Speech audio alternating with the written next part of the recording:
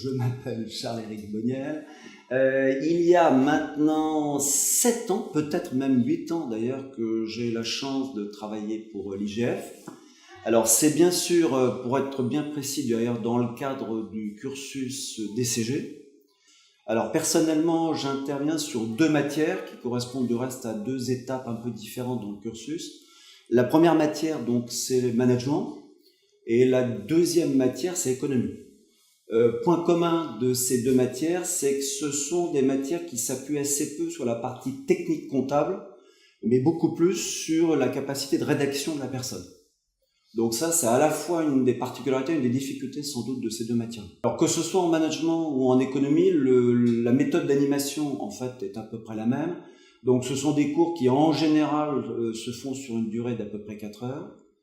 La plupart du temps, ça consiste à faire une animation au tableau, en suivant bien sûr les différentes étapes du cours telles qu'elles sont données. On s'appuie également sur un PowerPoint. Alors ça, c'est un PowerPoint que je fais moi-même. Ça permet aux élèves de ne pas forcément utiliser le livre, parce que c'est pas toujours facile de travailler en lisant le livre, en écoutant l'intervenant. Donc ça permet de regarder un PowerPoint et d'utiliser le PowerPoint comme un support d'information. On essaie aussi de faire des cas pratiques.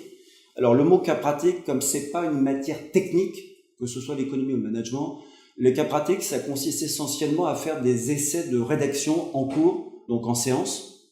Ça n'empêche pas, bien sûr, que les élèves, de temps en temps, fassent des essais de rédaction chez eux, mais l'essentiel des exercices sont faits en séance pour être sûr que tous les élèves ont essayé au moins une fois de faire une rédaction. Par ailleurs, pour à la fois agrémenter, mettre de l'ambiance, même si ça paraît un peu difficile de dire ça comme ça, je fais régulièrement des petites interrogations qui sont baptisées QCM, mais en fait, à l'IGF, on ne dit pas QCM, on dit quiz.